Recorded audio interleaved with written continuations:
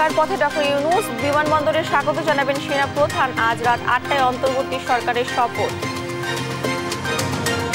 শ্রম আইন লঙ্ঘনের মামলায় ডক্টর ইউনূস সহ ৪ জনের সাজা বাতিল। বিজয় যেন হাতছাড়া না হয়, সতর্ক থাকার তাগিদ। দীর্ঘদিন পর খালেদা জিয়ার বক্তব্যে উচ্ছ্বসিত নেতাকর্মীরা। দ্রুততম সময়ের মধ্যে নির্বাচন দেওয়ার প্রস্তাব তারেক রহমানের। আমাদেরকে মনে রাখতে হবে, বাংলাদেশে ভূখণ্ডে বসবাসকারী প্রত্যেকটি মানুষের একটি পরিচয়, সেটি হচ্ছে আমরা বাংলাদেশী। অনির্দিষ্টকালের জন্য সুপ্রিম কোর্টের বিচার কাজ বন্ধ। রাষ্ট্রপতির সঙ্গে পরামর্শ করে সিদ্ধান্ত প্রধান বিচারপতি। এবং নিরাপত্তা সংকটে রাতের ঢাকা বাড়ছে ডাকাতি, চুরি, ছিনতাই। দ্রুত পর্যায়ে আইন শৃঙ্খলা বাহিনীকে মাঠে নামানোর দাবি নগরবাসী। আমন্ত্রণ সংবাদ সকালে দেখছিলেন শিরোনামগুলো, সঙ্গে আছি আমি ডানা ইসলাম। এবারে বিস্তারিত। কোনো প্রকার ভুলের কারণে এই বিজয় যেন হাতছাড়া না হয়ে যায়, সেই জন্য বর্তমান পরিস্থিতিতে দেশবাসীকে শান্ত থাকার আহ্বান জানিয়েছেন অন্তর্বর্তীকালীন সরকারের প্রধান, নোবেল জয়ী অর্থনীতিবিদ ডক্টর মোহাম্মদ ইউনূস। দেশবাসীর উদ্দেশ্যে এক বক্তব্যে তিনি এই সতর্কবার্তা উচ্চারণ করেন।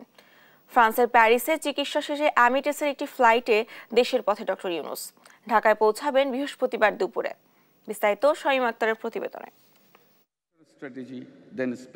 সাহসী ছাত্রদেরকে অভিনন্দন জানিয়েছেন ডক্টর মোহাম্মদ ইউনূস। ইউনূস সেন্টারের সংবাদ বিজ্ঞপ্তিতে বুধবার এ তথ্য জানানো হয়। বিজ্ঞপ্তিতে ছাত্র জনতার বিজয়কে দেশের দ্বিতীয় বিজয় দিবস হিসেবে বর্ণনা করেন ডক্টর মোহাম্মদ ইউনূস। বার্তায় ডক্টর মোহাম্মদ ইউনূস সবাইকে শান্ত থাকার অনুরোধ জানান। বলেন, এমন কোনো পরিস্থিতি সৃষ্টি করা যাবে না যাতে কোনো প্রকার ভুল হয়ে বিজয় হাতছাড়া হয়ে যায়। এই বার্তায় তিনি বর্তমান পরিস্থিতিতে সবাইকে হিংসা পরিহার করে শান্ত থাকার আহ্বান জানান। জনগণের স্থাবর অস্থাবর সম্পত্তি বিনষ্ট থেকে বিরত থাকার আহ্বান জানান একই সঙ্গে তিনি। বিবৃতিতে বাংলাদেশকে বিপুল সম্ভাবনার দেশ উল্লেখ করে পরবর্তী প্রজন্মের জন্য দেশকে এগিয়ে নিয়ে যাওয়াই সবার প্রধান কাজ হিসেবে উল্লেখ করেন। দেশবাসীর প্রতি এই বার্তায় সহিংসতাকে সবার শত্রু চিহ্নিত করে নতুন শত্রু সৃষ্টি না করার আহ্বান জানান ডক্টর মোহাম্মদ ইউনূস।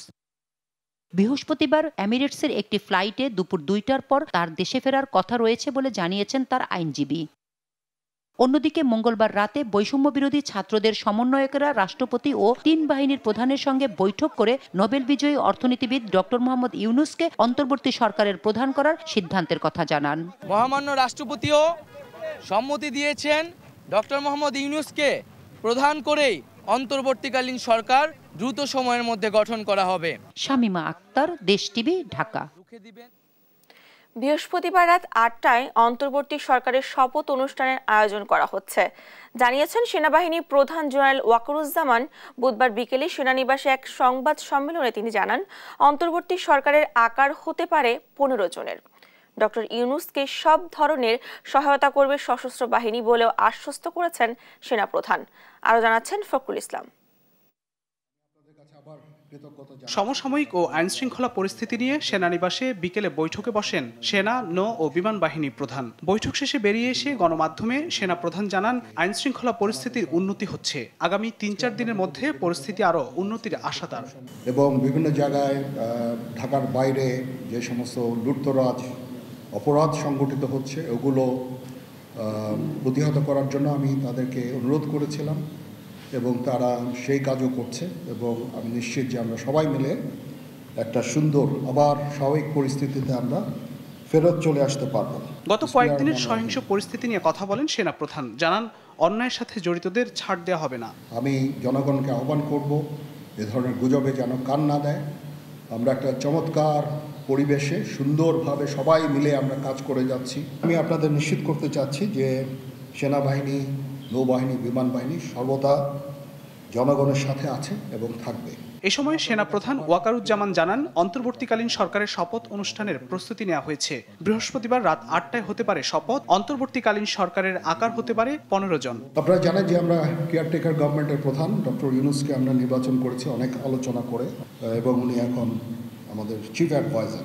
কালকে আসবেন, কালকে হয়তো দুপুরে উনি এসে পৌঁছাবেন। আমি ওনাকে রিসিভ করতে যাব। আমরা ওনাকে সর্বতোভাবে সহায়তা করব। কালকে আমরা শপথ গ্রহণের জন্য যথাসাধ্য চেষ্টা করছি রাত্রেবেলা রাত 8টার দিকে করতে পারি। দেশব্যাপী ট্রাফিকের ভূমিকায় শিক্ষার্থীরা, বিষয়টি নজর এড়ায়নি সেনাপ্রধানের। শিক্ষার্থীদের এই উদ্যোগকেও প্রশংসায় ভাসিয়েছেন সেনাপ্রধান। আর আমি দেখলাম যে স্টুডেন্ট এবং ভলেন্টিয়ার্সরা অত্যন্ত চমৎকার কাজ করছে। আমরা আনসার ভিডিকেও কাজে লাগিয়েছি এবং আমি তো বললাম যে ছাত্ররাও আমাদের সাহায্য করছে বিভিন্ন গ্রামে গঞ্জে। তারা এই কাজগুলোর মাধ্যমে, তাদের উপস্থিতির মাধ্যমে আমাদের সাহায্য করছে এবং বিএনসিসিকেও আমরা এটা করতে আমরা হয়তো এমপ্লয় করব এই কাজে। এই সময় সেনাপ্রধান ওয়াকারুজ্জামান জানান, পুলিশের পুনর্গঠন কাজ চলছে আর দায়িত্বশীল ভূমিকা রাখায় গণমাধ্যমের প্রতি কৃতজ্ঞতা জানান তিনি। ফখরুল ইসলাম, দেশ টিভি, ঢাকা। দীর্ঘ সময় পর বিএনপির সমাবেশে বক্তব্য রাখলেন সাবেক প্রধানমন্ত্রী ও দলের চেয়ারপারসন বেগম খালেদা জিয়া। দলীয় প্রধানের বক্তব্যে উচ্ছ্বসিত সমাবেশে আসা নেতাকর্মীরা। এ সময় বেগম জিয়া বলেন, ছাত্র তরুণরা নতুন সম্ভাবনা তৈরি করেছে, তারাই আগামী দিনের ভবিষ্যৎ। মাজহারুল ইসলামের রিপোর্টে থাকছে বিস্তারিত। এ যেন এক দীর্ঘ প্রতীক্ষার অবসান। দীর্ঘ সময় পর দলীয় সমাবেশে বক্তব্য রাখেন বিএনপির চেয়ারপারসন বেগম খালেদা জিয়া। বক্তব্যের শুরুতেই ছাত্র গণ অভ্যুত্থানে নিহত হওয়া শহীদদের প্রতি শ্রদ্ধা জানান তিনি। আন্দোলন সংগ্রাম ও ত্যাগের মধ্য দিয়ে আমরা ফ্যাসিবাদী অবৈধ সরকারের কাছ থেকে মুক্তি পেয়েছি। আমি আন্তরিক ধন্যবাদ জানাতে চাই আমাদের বীর সন্তানদের, যারা মরণপণ সংগ্রাম করে এই অসম্ভবকে সম্ভব করেছে। শত শত শহীদদের জানাই শ্রদ্ধা। বলেন, ছাত্র জনতাই বিজয় এনে দিয়েছে, তারাই জাতির ভবিষ্যৎ। ছাত্র তরুণরাই আমাদের ভবিষ্যৎ। তারা তরুণরা এই যে স্বপ্ন নিয়ে বুকের রক্ত ঢেলে দিয়েছে, সেই স্বপ্ন বাস্তবায়নে করতে মেধা, যোগ্যতা, জ্ঞান ভিত্তিক গণতান্ত্রিক বাংলাদেশ গড়ে তুলতে হবে। এ সময় তার মুক্তি ও সুচিকিৎসার জন্য যারা আন্দোলন করেছেন তাদের প্রতি বিশেষ ধন্যবাদ জানান বেগম জিয়া। আমার কারণ ও রোগ মুক্তির জন্য সংগ্রাম করেছেন, দোয়া করেছেন, সেই জন্য আমি আপনাদের সকলকে ধন্যবাদ জানাচ্ছি। দীর্ঘ সময় পর চেয়ারপারসনকে গণমাধ্যমে দেখতে পেয়ে উল্লসিত দলীয় নেতাকর্মীরা। মাজহারুল ইসলাম, দেশ টিভি, ঢাকা। বিপ্লবের লক্ষ্য বাস্তবায়নে দ্রুততম সময়ে জাতীয় নির্বাচনের মধ্য দিয়ে জনগণের ভোটে নির্বাচিত সরকারের কাছে ক্ষমতা হস্তান্তর করার আহ্বান জানিয়েছেন বিএনপির ভারপ্রাপ্ত চেয়ারম্যান তারেক রহমান। পুলিশের মনোবল ভাঙতে একটি চক্র কাজ করছে বলেও দাবি করেন তিনি। বুধবার নয়াপল্টনে বিএনপির সমাবেশে ভার্চুয়ালি যুক্ত হয়ে এসব কথা বলেন তিনি। হিংসা প্রতিহিংসা ভুলে ঐক্যবদ্ধভাবে নিরাপদ গণতান্ত্রিক দেশ গড়াতে নেতাকর্মীদের প্রতি আহ্বান জানান তারেক রহমান। বিস্তারিত সাইফুল রিপনের প্রতিবেদনে। গণ অভ্যুত্থানের মধ্য দিয়ে সরকার পতনের পর নয়াপল্টনে দলের কেন্দ্রীয় কার্যালয়ের সামনে আয়োজিত সমাবেশে ভার্চুয়ালি যুক্ত হয়ে বক্তব্য রাখেন বিএনপির ভারপ্রাপ্ত চেয়ারম্যান তারেক রহমান। 52-71-এর মতো ছাত্র সমাজ বিজয়ের আরেকটি অমর ইতিহাস রচনা করেছেন বলে মন্তব্য করেন তিনি। দেশের ছাত্র সমাজ বিজয়ের নতুন আরেকটি অমর ইতিহাস রচনা করেছেন। হাজারো শহীদের রক্তে অর্জিত নতুন স্বাধীনতাকে কালিমা লাগাতে আবার ষড়যন্ত্র শুরু হয়েছে উল্লেখ করে দেশবাসীকে সচেতন থাকার আহ্বান জানান তারেক রহমান। স্বাধীনতার গৌরবকে কালেমা মুক্ত করার ষড়যন্ত্র এরই ভিতরে আবার শুরু হয়ে গিয়েছে। দেশকে গণতন্ত্রের উত্তরণের চলমান প্রক্রিয়াকে বাধাগ্রস্ত করতে সারা দেশে অস্থিতিশীল পরিবেশ সৃষ্টির ষড়যন্ত্র স্পষ্ট হয়ে উঠছে। প্রশাসনের প্রতি আহ্বান, শক্ত হাতে আইন শৃঙ্খলা নিয়ন্ত্রণ করুন, প্রতিটি মানুষের নিরাপত্তা নিশ্চিত করুন।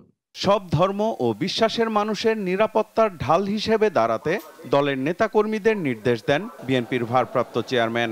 আপনার বন্ধু কিংবা পাড়া প্রতিবেশী, তিনি মুসলমান, বৌদ্ধ, হিন্দু, খ্রিস্টান ধর্মীয় পরিচয় যাই হোক না কেন, বিশ্বাস যাই হোক না কেন, তার নিরাপত্তায় আপনি ঢাল হিসাবে দাঁড়িয়ে দৃষ্টান্ত স্থাপন করুন। গণহত্যাকারী শেখ হাসিনা বিনা ভোটে ক্ষমতায় থাকতে আইন শৃঙ্খলা বাহিনীকে জনগণের শত্রু হিসেবে দাঁড় করিয়েছে বলেও অভিযোগ করেন তিনি। কেউ দয়া করে নিজের হাতে আইন তুলে নেবেন না। পুলিশ জনগণের শত্রু নয়। গণহত্যাকারী হাসিনা বিনা ভোটে ক্ষমতায় থাকার জন্য আইন শৃঙ্খলা বাহিনীকে জনগণের শত্রু হিসাবে দাঁড় করিয়েছে। একটি চক্র ছাড়া অধিকাংশ পুলিশ কর্মকর্তা এবং সদস্য চাকরিবিধি মেনেই, দেশের আইন কানুন মেনেই দায়িত্ব পালনের চেষ্টা করছেন।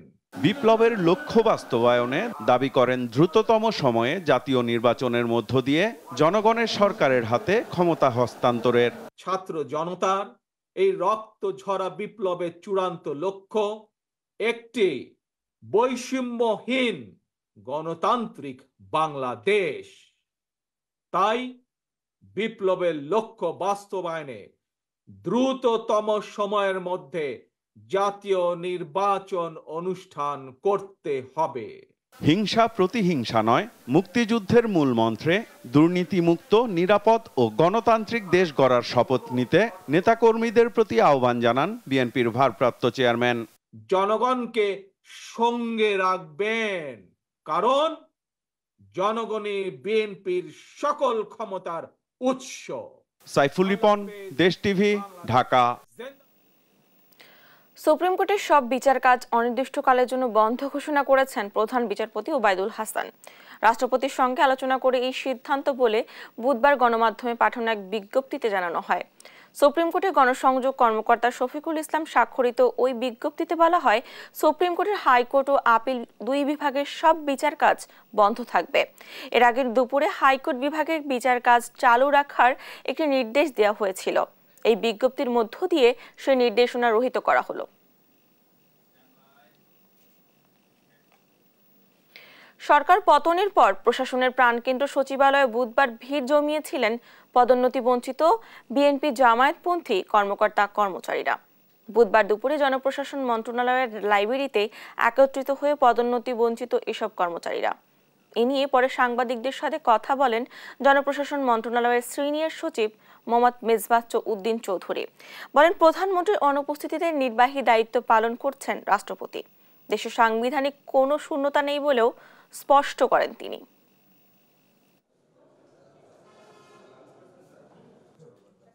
আমাদের মহামান্য রাষ্ট্রপতি আছেন, তিনি এখন আমাদের নির্বাহী প্রধান হিসেবেও দায়িত্ব পালন করছেন। সুতরাং শূন্যতা আছে যেটা এটা আসলে ঠিক নয়। আমাদের যে কাজগুলো আছে যেগুলো খুবই জরুরি ভিত্তিতে আমাদের কাজ করতে হচ্ছে, আমরা মহামান্য রাষ্ট্রপতির নির্দেশনা নিয়ে আমরা সেগুলো কাজ করছি। সুতরাং সিদ্ধান্ত গ্রহণের ক্ষেত্রে কোনো ধরনের লিমিটেশন, বড় ধরনের লিমিটেশন আছে বলে আমি মনে করি না। আমরা আছি, আমাদের জনপ্রশাসন মন্ত্রণালয় সহ আমাদের সকল মন্ত্রণালয় বিভাগ সচিব মহোদয়রা কাজ করছেন এবং আমাদের সকল কর্মকর্তা কর্মচারী তারাও সকলের কাজে আছে। শেখ হাসিনা দেশ ছেড়ে পালানোর পর রাজধানী ঢাকা পুলিশ শূন্য হয়ে পড়েছে। এতে রাজধানী জুড়ে দেখা দিয়েছে নিরাপত্তার সংকট। দিনে ঠিক থাকলেও রাত বাড়ার সঙ্গে সঙ্গে বাড়ে দুর্বৃত্তদের আনাগোনা, হয় চুরি ডাকাতি। আতঙ্কিত নগরবাসীর দাবি, দ্রুত আইন শৃঙ্খলা বাহিনীকে নামাতে হবে মাঠে। বিস্তারিত ইফতেখার রেজা রিপোর্ট। রাতভর রাজধানীর বিভিন্ন এলাকা থেকে আসতে থাকে ডাকাতির সংবাদ। ইসিবি চত্বর, মিরপুর, বসিলা ও সাভারে ডাকাতের ভয়ে আতঙ্কে কাটিয়েছেন বাসিন্দারা। একই চিত্র উত্তরা এলাকায়। এলাকাবাসীকে মাইকে করা হয় সচেতন। ডাকাতির খবরে রাত জেগে পাহারা দেন আশেপাশের বিভিন্ন এলাকার মানুষ। যারা কিনা ভিতরে ঢোকার চেষ্টা করেছিল, আমরা দেখেছি, তাদেরকে ধাওয়া করেছি, পালিয়ে গেছে। দুজন বোধহয় আর্মিরা অ্যারেস্ট করেছে। তোরার বিভিন্ন জায়গাতে চুরি এবং ডাকাতি হচ্ছে। ভলেন্টিয়ার টিম আছে, আমরা প্রত্যেকে লাঠি সোটা নিয়ে আমাদের এখানে 6টা গেটে আমরা প্রত্যেকে দাঁড়িয়ে যাই। এখন পর্যন্ত সব ঠিক আছে। রাতেই সেনাবাহিনীর হাতে ধরা পড়ে বেশ কয়েকজন ডাকাত।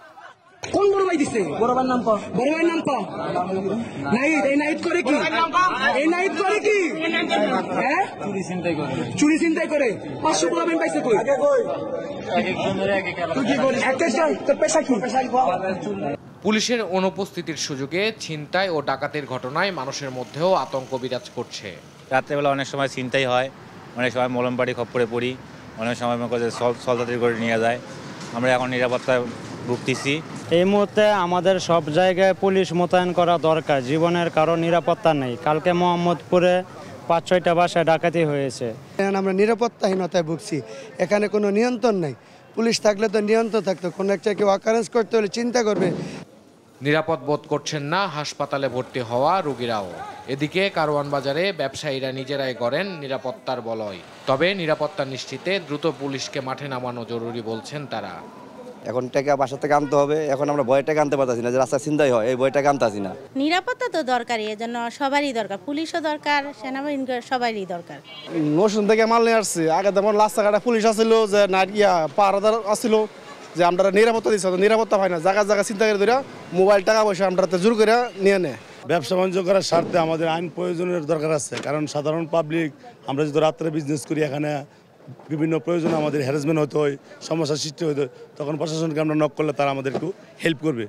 অন্তর্বর্তী সরকার গঠনের পর আইন শৃঙ্খলা পরিস্থিতি দ্রুত স্বাভাবিক হওয়ার আশা সাধারণের। ইফতেখার রেজা, দেশ টিভি, ঢাকা।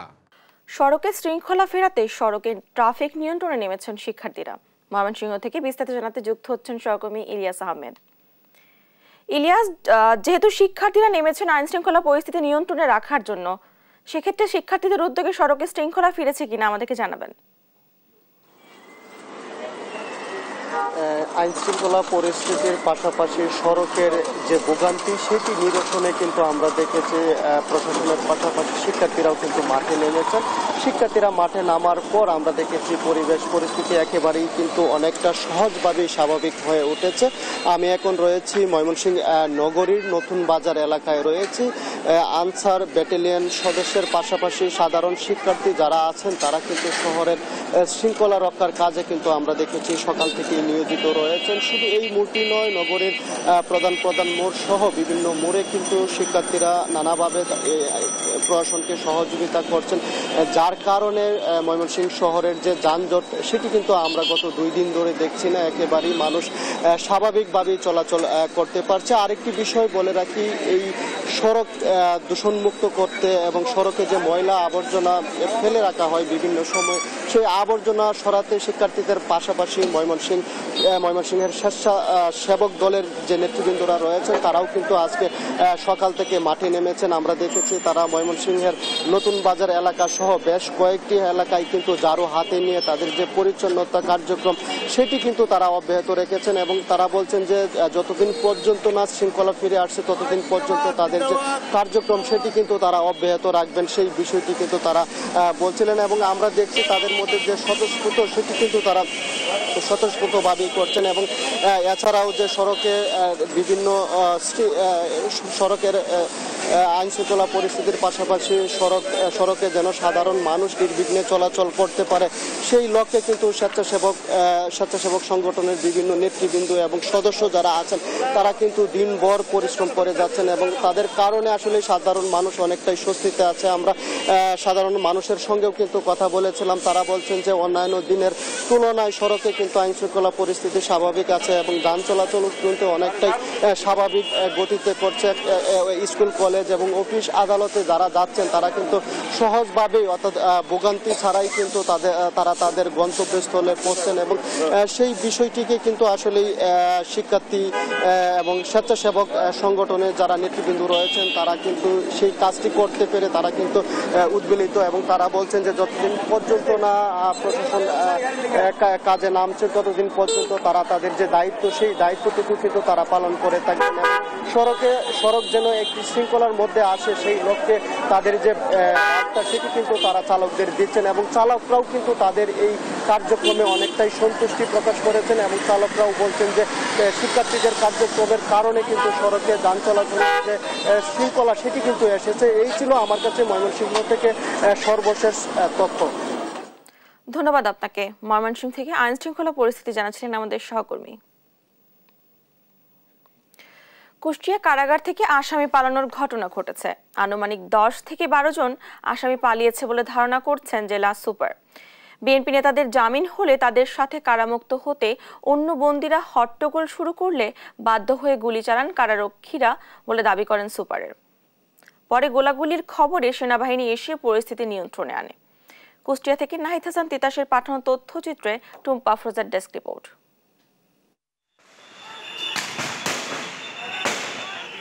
কুষ্টিয়া জেলা কারাগার থেকে আসামি পালানোর ঘটনা ঘটেছে। দুপুর ৩টার দিকে গোলাগুলির সংবাদে সেনা সদস্যরা গিয়ে পরিস্থিতি নিয়ন্ত্রণে আনে। বিষয়টি নিশ্চিত করেছেন লেফটেন্যান্ট কর্নেল মাহবুব আলম। তবে কতজন আসামি পালিয়েছে তার সঠিক সংখ্যা এখনো জানা যায়নি। যদি আরো বেশি লোকজন বাইরে চলে যেত, যে সিকিউরিটি সিচুয়েশনের বর্তমান যে অবস্থা সেটা হয়তো আরো বেশি খারাপ হয়ে যেতে পারত। তো আমাদের আলহামদুলিল্লাহ আমরা খুব কম সময়ে এখানে আসতে পেরেছি। অ্যান্ড স্টপ এখান থেকে যারা গেছে, আমরা যতটুকু জেল সুপারের সাথে কথা বলে জানলাম যে খুব বেশি লোক বাইরে যেতে পারে না। এ বিষয়ে জেল সুপার আব্দুল বারেক জানান, কুষ্টিয়ায় বিএনপির বেশ কয়েকজন নেতাকর্মী জামিন পান। দুপুর 2:30টার দিকে বের হওয়ার কথা ছিল তাদের।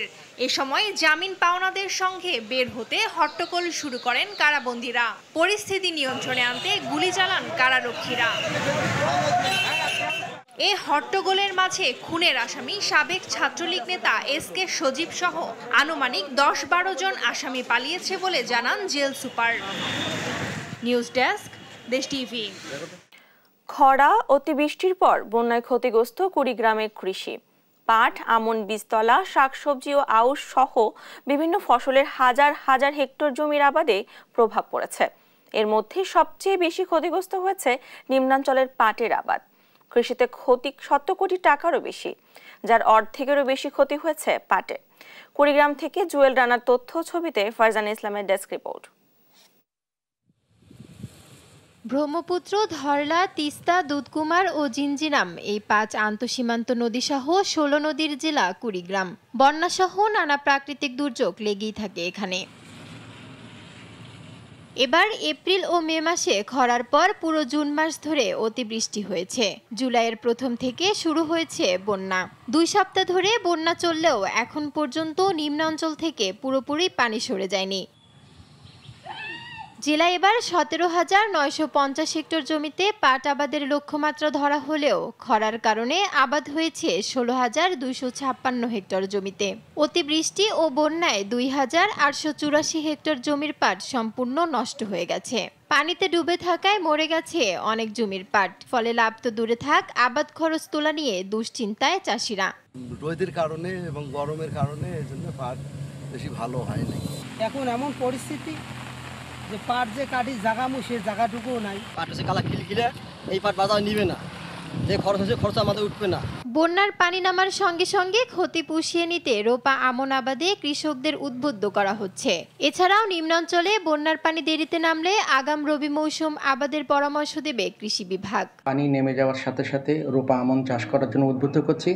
এছাড়াও যেসব জমিতে পানি আর 15 দিনের মধ্যে নেমে যাবে সেসব জমিতে মাসকালাই এবং তার পরবর্তীতে আগাম জাতের ভুট্টা, সরিষা এবং শাকসবজি চাষ করার জন্য আমরা কৃষকদেরকে উৎসাহিত করছি।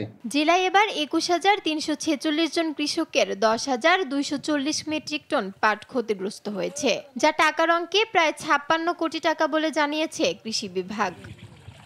নিউজ ডেস্ক, দেশ টিভি। পর্যটকদের ভিড় জমছে পিরোজপুরের ঐতিহ্যবাহী আটঘর কোরিয়ান পেয়ারা পার্কগুলোতে। শুধু পিরোজপুরের আশেপাশের জেলায় নয়, দেশের বিভিন্ন স্থান থেকে পর্যটক আসছে পেয়ারা বাগানে।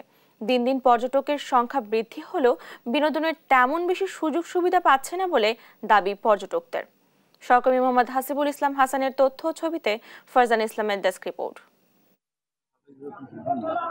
100 বছরের বেশি সময় ধরে পিরোজপুরের নাসিরাবাদে চাষ হয় স্থানীয় জাতের পেয়ারা, যা সারা দেশে আটঘর পেয়ারা বা কুরিয়ানা পেয়ারা নামে পরিচিত।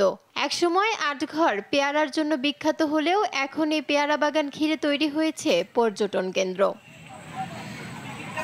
পেয়ারা বাগানেই তৈরি হয়েছে পেয়ারা পার্ক, যা দেখতে দেশের বিভিন্ন স্থান থেকে এমনকি বিদেশ থেকেও এখানে আসছে পর্যটক।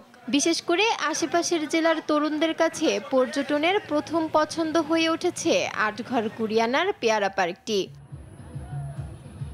আগত দর্শনার্থীদের জন্য পেয়ারা পার্কে রয়েছে খাবার সহ পর্যাপ্ত সুযোগ সুবিধা, রয়েছে বিশ্রামের সুবিধাও। তবে পেয়ারা পার্কে যাতায়াত ও যোগাযোগ ব্যবস্থা আরও আধুনিক করার দাবি পর্যটকদের। And that's very interesting for me as a foreigner coming from France, from Paris, to see how grow the guava and the taste of the guava and all the economy around the guava. And this is very interesting for me. রাস্তাঘাটটা যদি একটু ভালো হতো, আরো মনে হয় আরো লোকজন বেশি আসা যাওয়া করতো, এটা একটা ভালো পর্যটন কেন্দ্র হইতো। কারণ এটা পেয়ারা বাগান দেখতে আসছি তো, পেয়ারা বাগানটা সচরাচর সব জায়গায় থাকে না, স্পেস একটু কম হয়ে গেছে পেয়ারা বাগান। আর এই যে সিঁড়িগুলো অনেক বড় বড় আর কি, বেশি সুবিধার না, কিন্তু এই জায়গাটা সব দিক থেকেই ভালো, শুধু যোগাযোগ ব্যবস্থা একটু ভালো না। তবে সৌরভকাঠির এই পর্যটন শিল্পটির সম্প্রসারণে বিভিন্ন উদ্যোগের কথা জানান জেলা প্রশাসনের এই কর্মকর্তা। রেস্টরুম করা হয়েছে, আইন শৃঙ্খলার পরিস্থিতিগুলো যাতে স্বাভাবিক থাকে সেটিও দেখা হচ্ছে। সর্বোপরি আমরা ওই জায়গাটাকে পর্যটক বান্ধব করে তোলার জন্য জেলা প্রশাসন বিভিন্নমুখী উদ্যোগ গ্রহণ করেছে। পর্যটন খাত সংশ্লিষ্টরা বলছেন, পেয়ারা পার্কটিকে পর্যটক বান্ধব করে তুলতে প্রয়োজন সরকারি বেসরকারি আরও উদ্যোক্তা। নিউজ ডেস্ক, দেশ টিভি। এবার আন্তর্জাতিক প্রসঙ্গ। বাংলাদেশের চলমান রাজনৈতিক অস্থিরতায় পার্শ্ববর্তী দেশ ভারতে অনুপ্রবেশের চেষ্টা করেন প্রায় 600 বাংলাদেশি। ভারতীয় সংবাদ মাধ্যম এনডিটিভি জানায়, পশ্চিমবঙ্গ সীমান্তের একটি পয়েন্ট হয়ে তারা প্রবেশের চেষ্টা চালায়। এ সময় তারা ভারতের সীমান্ত রক্ষীদের বাধার মুখে পড়ে। স্থানীয় প্রশাসন জানায়, বাংলাদেশের চলমান পরিস্থিতিতে নিরাপত্তা ঝুঁকিতে রয়েছে বলেও জানান তারা। কিন্তু এভাবে ভারত প্রবেশের সুযোগ নেই বলেও জানিয়ে তাদের ফিরিয়ে দেয় সীমান্ত রক্ষীরা। শেখ হাসিনার সরকার পতনের পর ভারতের সীমান্তগুলোতে সতর্কতা জারি করেছে দেশটির সরকার।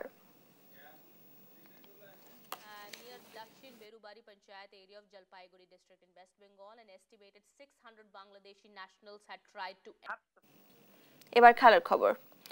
প্যারিস অলিম্পিকের 12তম দিন শেষে পদক তালিকায় হাড্ডাহাড্ডি লড়াই হচ্ছে চীন ও যুক্তরাষ্ট্রের মধ্যে। 27 স্বর্ণ সহ 94টি পদক নিয়ে শীর্ষস্থান ধরে রেখেছে যুক্তরাষ্ট্র, আর 27 স্বর্ণ নিয়ে টেবিলে 2 চীন। এরই মধ্যে মাঝে প্যারিস অলিম্পিকে তাইকোয়ান্দো ডিসিপ্লিনে মেয়েদের 49 কেজি লড়াইয়ে নিজেদের শ্রেষ্ঠত্ব ধরে রেখে থাইল্যান্ডকে আসরের প্রথম স্বর্ণপদক এনে দিয়েছেন পানিনাক ওয়াপাত্তানিকিত। আর ছেলেদের 3000 মিটার স্টেপল চেজে গোল জিতেছে মরক্কো। তামিমুর রহমান রিপোর্টে থাকছে বিস্তারিত। প্যারিস অলিম্পিকে নিজেদের শ্রেষ্ঠত্ব ধরে রেখেছে যুক্তরাষ্ট্র। আগের দিনের 24 স্বর্ণের সাথে 12তম দিনে আরো 3টি স্বর্ণ নিজেদের ঘরে তুলেছে মার্কিন দেশটি। মেয়েদের রেসলিং এর 50 কেজিতে 50 মিটার ফ্রি স্টাইল ইভেন্টে গোল্ড জিতেছেন যুক্তরাষ্ট্রের সারা হিলডব্রান্ড। এদিকে ছেলেদের 400 মিটার দৌড়ে যুক্তরাষ্ট্রের দ্বিতীয় স্বর্ণ এসেছে কুইন্সি হলের হাত ধরে। 43.40 সেকেন্ডের রেস শেষ করে গড়েছেন ব্যক্তিগত সেরা টাইমিং ও ইতিহাসের 5ম দ্রুততম রেকর্ডটিও। আর নারীদের ট্র্যাক সাইক্লিং এর দলীয় ইভেন্টে দিনের 3য় স্বর্ণ জিতেছে যুক্তরাষ্ট্র। দলীয় আর্টিস্টিক সাঁতারে নতুন চ্যাম্পিয়ন হয়েছে চীন। আর ওয়েট লিফটিং এ পুরুষদের 61 কেজিতেও নিজের গোল্ড ধরে রেখেছেন চীনের ফ্যাবিন লি। ব্যক্তিগত অলিম্পিক রেকর্ড 142 কেজি স্ন্যাচের পর ক্লিন অ্যান্ড জার্কে 167 কেজি তোলেন লি। এদিকে 20 বছরের অপেক্ষা ঘুচিয়ে ছেলেদের ট্র্যাক সাইক্লিং এর দলীয় ইভেন্টে স্বর্ণ জিতেছে অস্ট্রেলিয়া। আর মেয়েদের পোল ভল্টে প্রথম অলিম্পিক গোল্ড মেডেল গেছে অস্ট্রেলিয়ার ঘরে। গেল বছর বিশ্ব চ্যাম্পিয়নশিপে যৌথভাবে নিনা চ্যাম্পিয়ন হলেও এই বছর প্যারিস অলিম্পিকে হলেন একাই সেরা। স্পোর্ট ক্লাইম্বিং এ নারীদের স্পিডে স্বর্ণ জিতেছেন পোল্যান্ডের আলেকজান্ড্রা মিরোস্লাভ। এবারের অলিম্পিকে এটি পোল্যান্ডের প্রথম গোল্ড। পোল্যান্ড ছাড়াও তাইকোয়ান্দোতে এবারের আসরের প্রথম স্বর্ণ জিতেছে থাইল্যান্ড। যে কোনো ইভেন্টে থাইল্যান্ডের প্রথম ক্রীড়াবিদ হিসেবে 2বার অলিম্পিক চ্যাম্পিয়ন হলেন পানিপাক। আর ছেলেদের 97 কেজি রেসলিং এ ইরানের হয়ে প্রথম স্বর্ণ জিতেছেন মোহাম্মদ হাদি সাবারি। তামিমুর রহমান, স্পোর্টস ডেস্ক, দেশ টিভি।